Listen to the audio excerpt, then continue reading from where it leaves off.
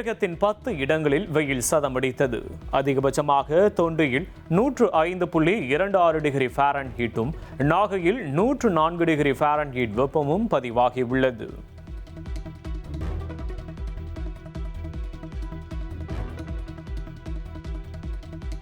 Indonesia சென்றடைந்த பிரதமர் மோடிக்கு தலைநகர் ஜகார்த்தாவில் அந்நாட்டு பாரம்பரிய முறைப்படி உற்சாக வரவேற்பளிக்கப்பட்டது. இந்த பயணத்தில் பாதுகாப்பு, வர்த்தகம், கடல்சார் பாதுகாப்பு குறித்து அந்நாட்டு தலைவர்களுடன் பிரதமர் ஆலோசிக்க உள்ளார். இந்தோனேஷியா சென்றுள்ள பிரதமர் மோடியை வரவேற்கும் விதமாக நடைபெற்ற விழாவில் இந்தோனேஷிய இந்திய கலை நிகழ்ச்சிகள் அரங்கேற்றம். வரவேற்பு நிகழ்ச்சியில் தமிழ் பாடலும் இடம்பெற்றிருந்தது. மக்களவை எதிர்க்கட்சித் தலைவர் ராகுல் காந்தி வரும் 21ஆம் தேதி தமிழகம் வரவுள்ளதாக தகவல் வெளியாகியுள்ளது. முதல்வர் விஜயை நேரில் சந்திக்கவும் ராகுல் காந்தி திட்டமிட்டுள்ளதாக கூறப்படுகிறது. சென்னை நெம்மேலியில் 4276 கோடி ரூபாய் மதிப்பீட்டில் நடைபெற்று வரும் கடல் நீரை குடிநீராக்கும் திட்டப் பணிகளை முதலமைச்சர் விஜய் ஆய்வு செய்தார். 3வது புதிய குடிநீர் ஆலை அமைக்கும் பணி நடைபெற்று வரும் நிலையில் திட்டப் பணிகளை விரைந்து முடிக்க முதல்வர் விஜய் அறிவுறுத்தியுள்ளார்.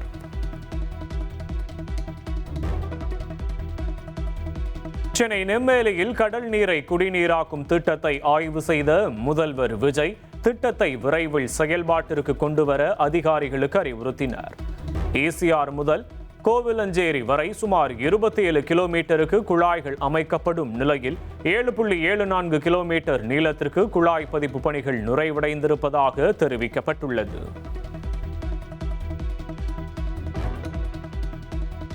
கடல் நீரை குடிநீராக்கும் திட்டப் பணிகளை ஆய்வு செய்த முதல்வர் விஜய் சுத்திகரிக்கப்பட்ட நீரை குடித்து சோதித்தார்.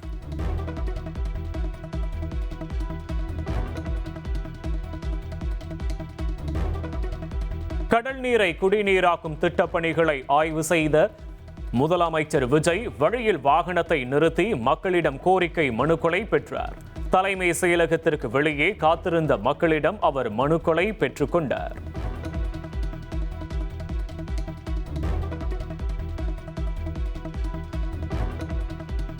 ரத்து செய்யப்பட்ட நீட் தேர்வுக்கான கட்டணத்தை மாணவர்கள் திரும்ப செலுத்தும் பணி தொடங்கியிருக்கிறது. வங்கிக் கணக்கு விவரங்களை சமர்ப்பிக்காத மாணவர்கள் ஜூலை 7ஆம் தேதி இரவு 11:50 மணிக்குள் சமர்ப்பிக்க தேசிய தேர்வு முகமை அறிவுறுத்தியுள்ளது.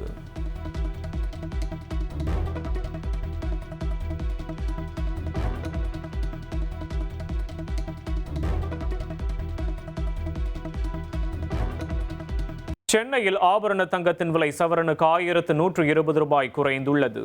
1 கிராம் தங்கம் 13,560 ரூபாய்க்கும், 1 சவரன் ஆபரண தங்கம் 1,08,480 ரூபாய்க்கும் விற்பனை செய்யப்படுகிறது.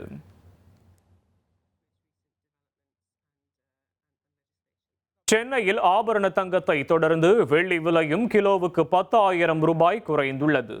1 கிராம் வெள்ளி 250 ரூபாய்க்கும், 1 கிலோ கட்டி வெள்ளி 2,50,000 லட்சம் ரூபாய்க்கும் விற்பனை செய்யப்படுகிறது. முதல்வர் விஜய் தலைமையில் வணிக வரி மற்றும் பத்திரப்பதிவுத்துறை உயர்நிலை ஆலோசனை கூட்டம் நடைபெற்றது. பட்ஜெட்டில் பத்திரப்பதிவுத்துறை சார்ந்த திட்டங்கள் குறித்து சிஎம் விஜய் ஆலோசனை மேற்கொண்டதாக தெரிவிக்கப்பட்டுள்ளது.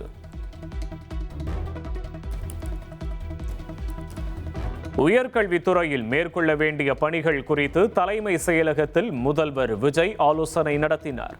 காலி பணியிடங்களை நிரப்புதல், சர்வதேச கல்வி நிறுவனங்களை தமிழகம் அழைத்து வருவது மற்றும் பல்கலைக்கழக வேந்தர் விவகாரம் குறித்தும் ஆலோசிக்கப்பட்டதாக தகவல்.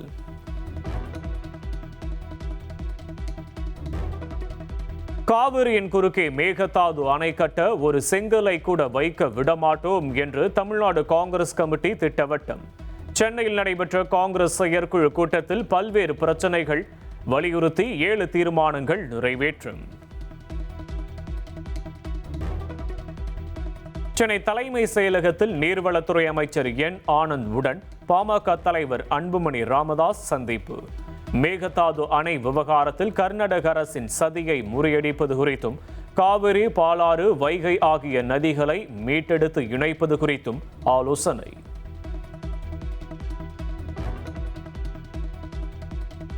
தமிழக நீர் மேலாண்மை திட்டங்கள் குறித்து அமைச்சர் ஆனந்துடன் ஆலோசித்ததாக அன்புமணி ராமதாஸ் கூறியுள்ளார். தாவேக அரசு ஆக்கப்பூர்வமான அரசியலை செய்து வருகிறது என்றும் அவர் பாராட்டியுள்ளார்.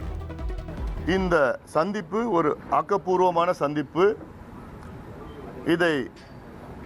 இந்த புதிய அரசை, அதாவது ஒரு வித்தியாசமான அணுகுமுறை, அதாவது எங்களுடைய ஆலோசனைகளை கேட்பதற்கு ஒரு வித்தியாசமான அதிகாரிகளை வைத்து இப்படி ஒரு கூட்டத்தை நடத்திய அரசுக்கு எங்களுடைய பாராட்டுகளை நாங்கள் தெரிவிக்கின்றோம். தாவேக எம்எல்ஏவிடம் குதிரை பேரம் நடத்தியதாக எழுந்துள்ள குற்றச்சாட்டு குறித்து காவல்துறை அதிர்ச்சி தகவல்களை வெளியிட்டுள்ளது. இந்த விவகாரத்தில் கைதாகியுள்ள திருநாவுக்கரசு மூலம் எம்எல்ஏக்களை வாங்கும் திட்டத்தை முடிக்க நரேஷ் யோசனை வழங்கியது போலீஸ் விசாரணையில் தெரியவந்துள்ளது. தாவேக எம்எல்ஏவிடம் பேரம் பேசிய வழக்கில் திமுக முன்னாள் அமைச்சர் விசாரணைக்கு ஆஜராகும்படி போலீசார் சம்மன் அனுப்பிய விவகாரம். ஏற்கனவே லுக் அவுட் நோட்டீஸ் பிறப்பிக்கப்பட்டுள்ள நிலையில் செந்தில் பாலாஜி ஆஜராகவில்லை என்றால் அடுத்த கட்ட நடவடிக்கையை மேற்கொள்ள உள்ளதாக போலீசார் தகவல்.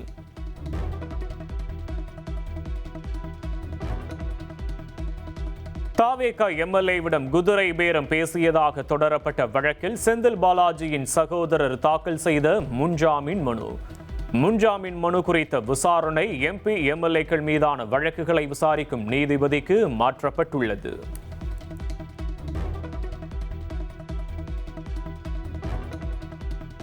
ஆளுநர் ஜனநாயக சித்து விளையாட்டை விளையாடி வருவதாக மதிமுக பொதுச் செயலாளர் வைகோ விமர்சித்துள்ளார். குதிரை பேரம் என திமுக வாய்க்கு வந்தபடி பேசுவதாகவும் அவர் கூறியுள்ளார். விஸ்வநாத் அர்லேக்கர் என்ற ஒரு மனிதரை ராஜபவனத்திலே உட்கார வைத்துக் கொண்டு ஜனநாயகத்தோடு சித்து விளையாட்டு நடத்தி வைக்கிறீர்கள்.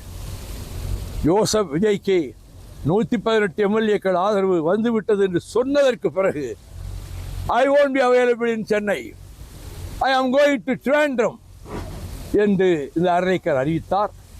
பிறகு கடைசியில் டெல்லி வேண்டாம், பதவி பிரமாணத்துக்கு நீங்க அனுமதி கொடுக்கலாம் சொன்ன பிறகுதான் பதவி பிரமாணம் நடந்தது. பதவிக்காகவும் பணத்தை காப்பாற்றிக் கொள்ளவுமே பலர் அதிமுகவிலிருந்து மாற்றுக் கட்சிக்கு சென்றுள்ளதாக இபிஎஸ் விமர்சித்துள்ளார். அதிமுக தலைமை அலுவலகத்தில் நடைபெற்ற தஞ்சை மாவட்ட நிர்வாகிகளுடனான ஆலோசனைக் கூட்டத்தில் இபிஎஸ் இவ்வாறு கூறியுள்ளார்.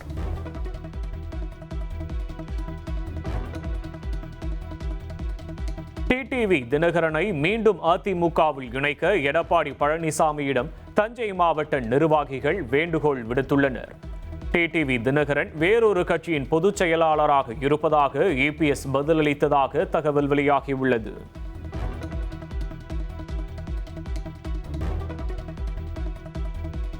கரூர் கூட்ட நெரிசல் விவகாரம் தொடர்பாக முதலமைச்சர் விஜய் உள்ளிட்ட தாவேக தலைவர்கள் கருத்து தெரிவிக்க தடை விதிக்க கோரி திமுக சார்பில் உச்சநீதிமன்றத்தில் இடையீட்டு மனு தாக்கல். திமுக அமைப்பு செயலாளர் RS பாரதி முன்வைத்த அவசர முறையீட்டை ஏற்று ஜூலை 7ஆம் தேதி விசாரிப்பதாக ஒப்புதல். அரசு வேலைக்கு பணம் பெற்றதாக தொடரப்பட்ட வழக்கில் அமலாக்கத்துறையின் லுக் அவுட் நோட்டீஸை எதிர்த்து முன்னாள் அமைச்சர் செந்தில் பாலாஜியின் சகோதரர் அசோக் குமார் மனு. விசாரணையை 3 வாரங்களுக்கு தள்ளி வைத்து சென்னை உயர்நீதிமன்றம் உத்தரவிட்டுள்ளது. திருச்செந்தூர் கோயிலில் தரிசன கட்டண உயர்வை ரத்து செய்ய கோரிய வழக்கு. தரிசன கட்டண உயர்வை அறநிலையத்துறை இணையதளத்தில் வெளியிட உத்தரவிட்ட சென்னை உயர்நீதிமன்ற மதுரை அமர்வு வழக்கை முடித்து வைத்தது.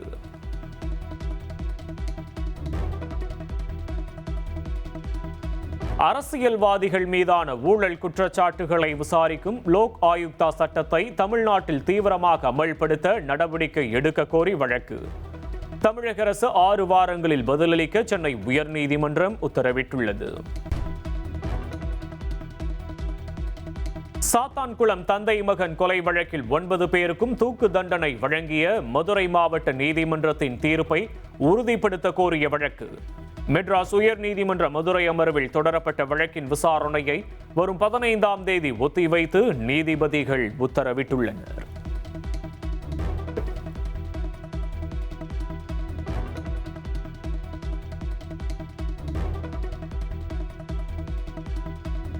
விளாத்திக்குளம் மாணவி கொலை வழக்கில் தர்ம முனீஸ்வரனுக்கு விதிக்கப்பட்ட தூக்கு தண்டனையை உறுதி செய்ய கோரி உயர்நீதிமன்ற மதுரை அமர்வில் தொடரப்பட்ட வழக்கு. மதுரை மத்திய சிறையிலிருந்து தர்ம முனீஸ்வரன் ஜூலை 7ஆம் தேதி காணொலி வாயிலாக ஆஜராக நீதிபதிகள் உத்தரவிட்டுள்ளனர்.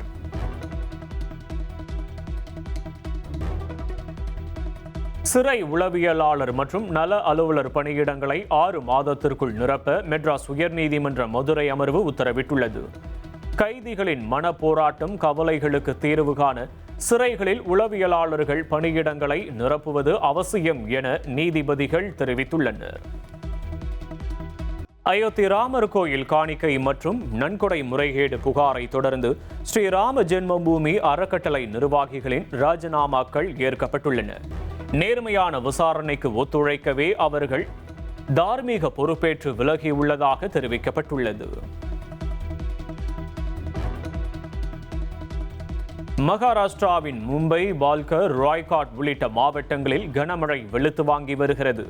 கனமழை மற்றும் நிலச்சரிவு காரணமாக ஏற்பட்ட பல்வேறு விபத்துகளில் இதுவரை 13 பேர் உயிரிழந்துள்ளனர். ஜம்மு காஷ்மீரின் குவார் நீர்மின் திட்ட பகுதியில் ஏற்பட்ட பயங்கர நிலச்சரிவில் வாகனங்கள் மண்ணில் புதைந்தன. தோடா கிஷ்த்வார் தேசிய நெடுஞ்சாலையில் போக்குவரத்து துண்டிக்கப்பட்ட நிலையில் அதிர்ஷ்டவசமாக உயிர் சேதம் எதுவும் ஏற்படவில்லை.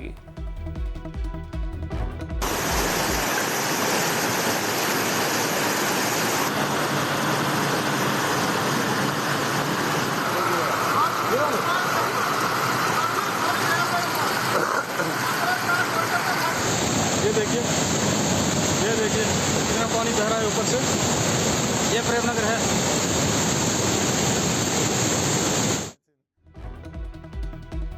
ஜிம்பாப்வே அணிக்கு எதிரான T20 தொடருக்கான அணியை BCCI அறிவித்துள்ளது. ஸ்ரேயாஸ் ஐயர் தலைமையிலான 15 பேர் கொண்ட அணியில் திலக் வர்மா, அபிஷேக் சர்மா, சூரியவன்ஷி, ரிங்கு சிங் உள்ளிட்டோர் இடம்பெற்றுள்ளனர்.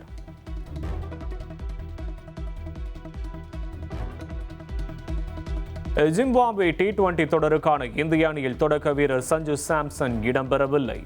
இங்கிலாந்துக்கு எதிரான 2வது T20 போட்டியில் சாம்சன் நீக்கப்பட்ட நிலையில் எதிர்வரும் தொடரில் சேர்க்கப்படவில்லை. தேசிய உணவு பாதுகாப்பு சட்ட திருத்தத்தை மறுபரிசீலனை செய்யக்கோரி பிரதமர் மோடிக்கு முதலமைச்சர் விஜய் கடிதம் எழுதியுள்ளார். புதிய சட்ட திருத்தம் தமிழக மக்களை பாதிக்கும் வகையில் உள்ளதாகவும் குடும்ப உறுப்பினர்களின் எண்ணிக்கையை கணக்கில் கொள்ளாமல் மாதத்திற்கு 35 கிலோ உணவு தானியங்கள் வழங்குவதை தொடர வேண்டும் என்றும் வலியுறுத்தியுள்ளார். தமிழகத்தில் டாஸ்மாக் பார் டெண்டர் மேலும் 2 மாதங்களுக்கு நீட்டிப்பு. மதுவிலக்குத்துறை அமைச்சர் விக்னேஷ் தலைமையில் ஆலோசனை கூட்டத்தில் முடிவு. பழனி முருகன் கோயிலில் பக்தர்களின் வசதிக்காக ரோப் கார் பயணத்திற்கான ஆன்லைன் முன்பதிவு சேவை தொடங்கப்பட்டுள்ளது. கோயிலின் அதிகாரப்பூர்வ இணையதளம் மூலம் நேரத்தை தேர்வு செய்து ஒரு நபருக்கு 100 ரூபாய் கட்டணம் செலுத்தி முன்பதிவு செய்யலாம். சென்னையில் மதுபான ஐஸ்கிரீம் விற்பனை செய்யப்படுவதாக தவறான செய்தி பரப்பினால் கடும் நடவடிக்கை என தமிழக உணவு பாதுகாப்புத்துறை எச்சரித்துள்ளது. மக்களிடையே தேவையற்ற அச்சத்தை ஏற்படுத்தும் வகையில் பதிவிடக்கூடாது என யூடியூபர்களுக்கு அறிவுறுத்தப்பட்டுள்ளது. கோவையில் மாமனார் வீட்டில் 10 கோடி ரூபாய் மதிப்புள்ள 1000 சவரன் தங்க நகைகளை திருடியதாக புகார். மருத்துவர் உள்ளிட்ட 3 மீது வழக்கு பதிவு செய்து போலீசார் விசாரணை.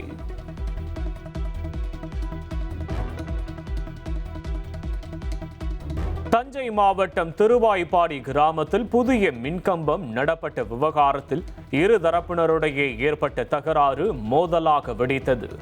சரவணன் என்பவர் மீது தாக்குதல் நடத்தப்பட்டதில் அவர் மருத்துவமனையில் அனுமதிக்கப்பட்டுள்ள நிலையில் 2 பேரை கைது செய்து போலீசார் விசாரணை.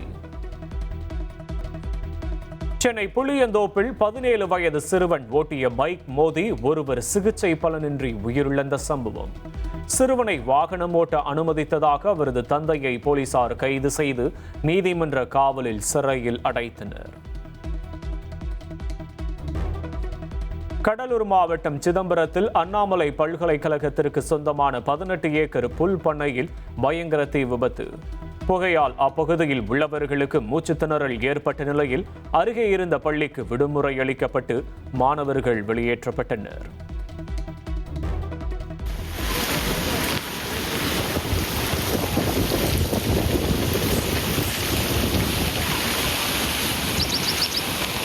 விவசாய ப்ரூவ் பண்ணாங்க.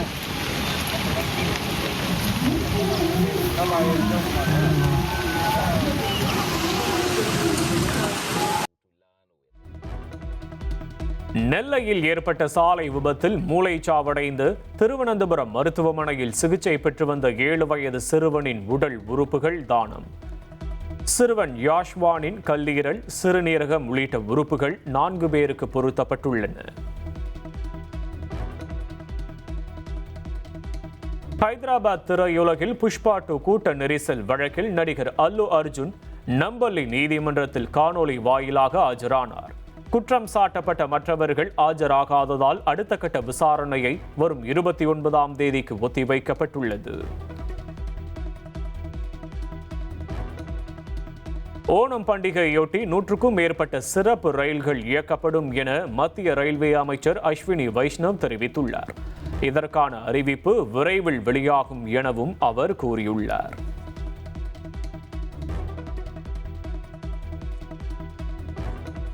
பஹல்காம் பயங்கரவாத தாக்குதல் சம்பவத்தில் NIA கூடுதல் குற்றப்பத்திரிகை தாக்கல் செய்துள்ளது. பாகிஸ்தானைச் சேர்ந்த பயங்கரவாதி ஹஃபீஸ் சயீத் மீது ஜம்முவில் உள்ள NIA சிறப்பு நீதிமன்றத்தில் குற்றப்பத்திரிகை தாக்கல்.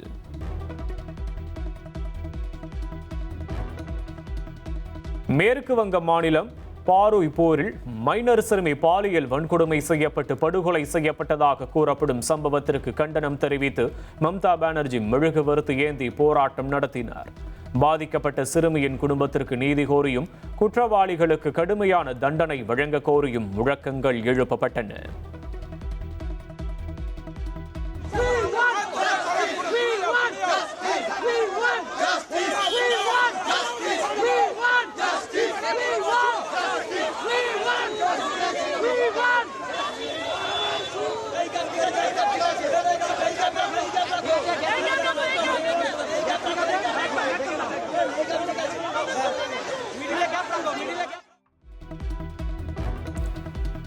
இலங்கை நீர்கொழும்பு சிறையில் கைதிகளுக்குள் 2வது நாளாக பயங்கர கலவரம்.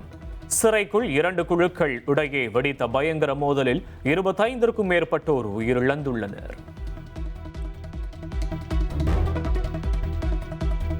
சீனாவின் ஷான்சி மாகாண எல்லையில் அமைந்துள்ள புகழ்பெற்ற ஹூகோ நீர்வீழ்ச்சியில் தொடர் கனமழை மற்றும் அணை மதகுகள் திறப்பால் கோடைக்கால வெள்ளப்பெருக்கு ஏற்பட்டுள்ளது. பிரம்மாண்டமாக காட்சியளிக்கும் நீர்வீழ்ச்சியை பார்க்க சுற்றுலா பயணிகள் படையெடுக்க தொடங்கியுள்ளனர்.